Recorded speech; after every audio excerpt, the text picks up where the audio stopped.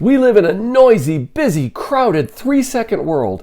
That's the world we live in. That's how we consume information. That's how we live our lives today in a 3-second world. I don't even know what that means. No one knows what it means, but it's provocative. That's the in-our-face reality of things like Brendan Kane's book, Hook Point, How to Stand Out in a 3-Second World. 3 seconds? That's it? Chris!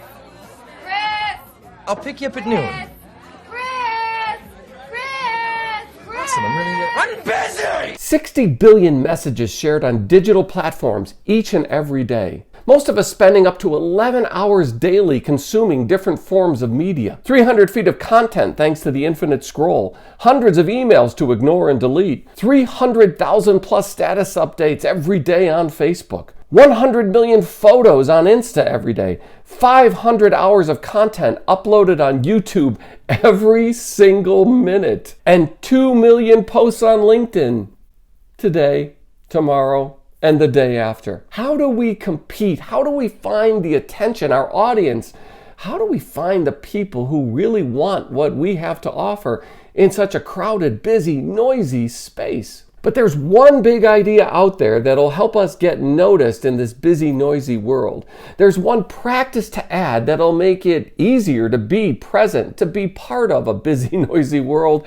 And there's one attitude that we've got to leave behind and get over if we want to build the kind of trust and engagement we really need, we think we deserve in a busy 3-second world. Hi, I'm James Callahan, and this is the Do-Over Show, where we stop fighting losing battles and find the waves that we can ride to success. So please tap the like button and let's get started. So here's how to find the intention and engagement we need to thrive in a 3-second world. First of all, we need a hook. Obviously, we need something that captures attention within the first few moments of any engagement we might have with someone in our audience. But that only takes us into the neighborhood of clickbait, and no one likes to be tricked into giving attention. All that builds is distrust. So we need something more than clickbait. Now, clickbait works because it just captures an attention. It makes people angry, it gets them awake, but it doesn't keep them, it doesn't sustain it. Clickbait is a problem in media, and it's a problem that we all feel, and we're all put off by it. So how do we get ourselves into the I got your attention, but it's not clickbait world? So yes, we do need a hook to start, to begin, to capture attention, but that hook needs to be something that's genuine, real, and curious. Now that means that we need something that's empathetic, not just that we're being true to ourselves. Look, if true to ourselves works, then you'd be famous and you wouldn't be here. But being empathetic, that's what we all need. I'll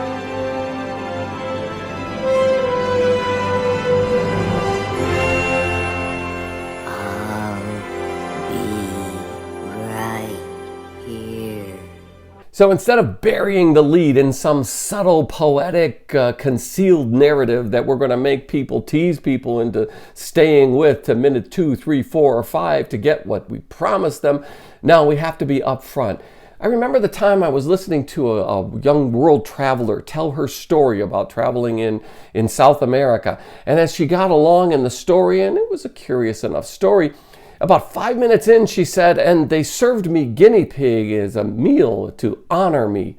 I said, guinea pig? Oh my gosh, there's your hook. Why did you bury that? Why didn't you lead with that? Oh, when I asked her, hey, what does it taste like? Does it taste like chicken? She said, not really. It sort of tastes like guinea pig.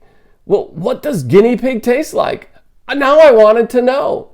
Do I want to taste guinea pig? No, not necessarily, but some of you really think it's a delicacy.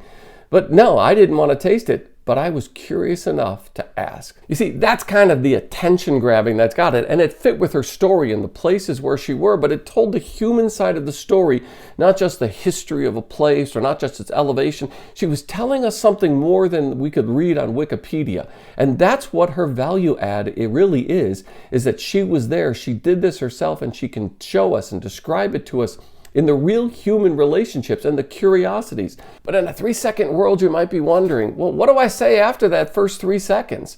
What's going to get me beyond clickbait? What's going to get me into their lives and to get them to engage with me? And this is where the big idea of living in a 3-second world and solving that problem for ourselves, this is where it comes in. Mavericks! Yeah. You hear about ice? set. You want another one? Really? Yeah. I feel the need for speed. And it's as simple as this. Volume equals volume.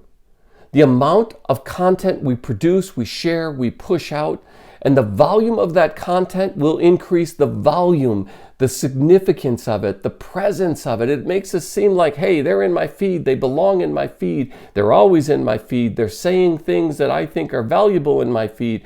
It will increase volume. Volume equals volume in our world today.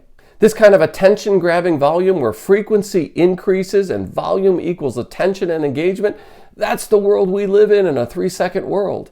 Volume equals volume. And here's the next part, which makes it actually possible for us to increase volume, and I call it the greatest hits practice. Now imagine you attend a concert from your childhood favorite band and they just don't sing that song you've been singing since high school. Well, you feel robbed.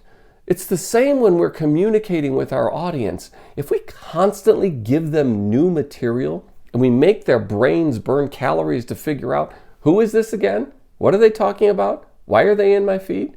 Then we're making it more difficult. We're creating an obstacle every time we come up with that new, never seen before, unrepeatable information. If all we're giving people is new, never before seen information because we think we're being more genuine, more creative, actually what we're creating is obstacles for people to understand and to recognize us, our brand, what we offer, what our ask is, what we're selling, what value we add to their lives. We're making them work harder just because we're thinking we're doing something good by giving them constantly new, never repeated information. Instead, we want to build familiarity. We want to be able to repeat stories, have greatest hits, develop them over time, tell them in segments and serials, revisit them, repeat them, reuse, repurpose them, so that people will say, oh, yeah, that's familiar to me. I see. They solve my problem this way. This is the service that they offer. This is who I should think of when that problem comes up in my life. Or when I think, what do I want today? Oh, yeah, that's what I want today. You ever read a book to a small child and you get to that point and you say, the end? Almost universally, they will say to us, read it again. Because that's the real way our brains work. We want to build up that familiarity. We want to live inside those stories that are created for us, that are told to us. You see, in a busy, noisy 3-second world, that's really the way our brains still work. And when we take advantage of that familiarity, then we cut through the noise of a 3-second world with its millions and billions of messages, and we find our audience resonating with us with a sense of familiarity. Now, if you think, well, they're going to be bored if I tell them the same story, well, then you're not telling the same story well. And it's not a story that adds value or significance to their lives. And it doesn't mean just changing the hook each time, although it involves that. But it means telling the story in different ways to show all of its facets, to show how it adds different things to their life, how it adds to their life. So think of how better and stronger brands develop that sense of familiarity. They don't come up with a new tagline or slogan or song every week, every quarter, every even year. Instead, they revisit them, they use them, and they tell different dimensions of that story, and then they always bring it home with that familiar sense of, oh yeah, I know who they are. And the next feature of cutting through the noise is really something that Gary Vee harps on constantly, and that is, you're not creating, you should learn to document instead. It takes all the pressure off how you have to sit there with a blank page and wonder, what am I going to say today? What am I going to share this week? What's my next campaign going to be? How am I going to sell this item? Instead, it's liberating to look at it in terms of, I'm going to present them what is real, what's actually happening, a day-to-day, day in the life. This is what ordinary looks like. Make it shaky, make it difficult, make it rough, uncut. That makes it more real and genuine. Even if you plan to do something like that, it still makes it more real to people. It gives it a sense of, yeah, it's raw, it's ordinary, and that's what I will get to experience. We don't need the heavy production values and the voiceover in a world where this product will save your life. No, you don't need that kind of big voice. You need genuine, you need familiar, you need trusted. That takes time, energy, effort, but if you're always trying to create it, then it's going to become a full-time job for you. And you've got a full-time job.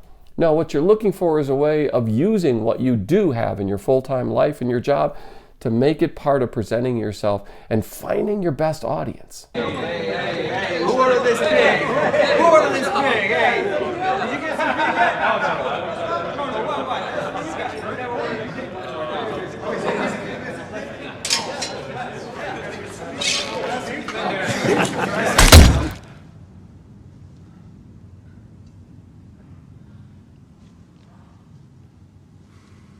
Thank you for your consideration.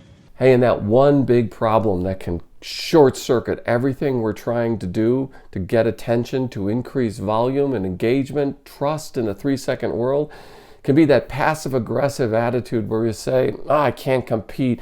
I can't be like Brendan Kane. I can't get 1 million followers on Instagram in 1 month. It's never going to happen. So I'm just going to go home and I'm going to pout and I'm going to complain about that world and I'm going to look jealously at people that are successful. All that's going to do is confirm that you are never going to be a success doing what it is you're trying to do for a living. Passive aggressiveness is not a digital media strategy, and it does not work to post less often thinking that I'm going to present something that's a better quality or even perfect, and that'll just win me the accolades and attention and sales and engagement that I really need in today's world. It's not going to work that way. You see, perfection is just another word for insecurity. But what if we put ourselves out there? We create more and more content, we increase that volume, and we still don't get the engagement, the customers, the attention, the audience that we need to survive.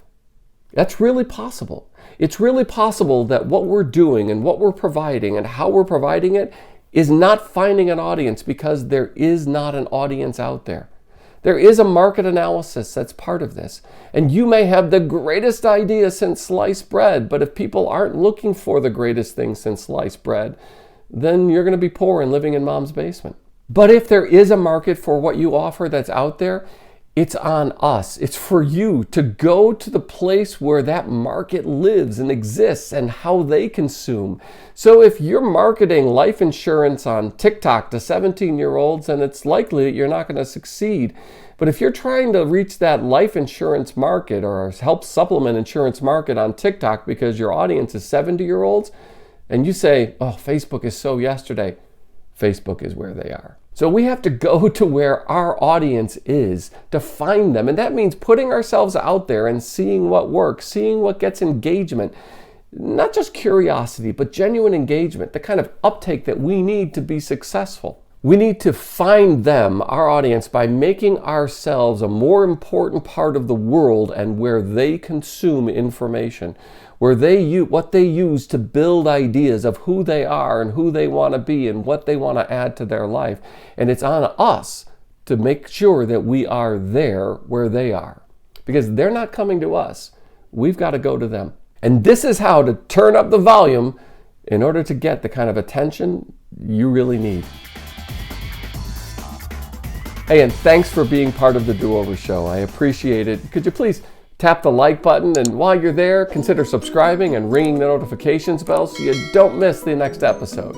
I'm so glad you found me, and I found you. Thanks.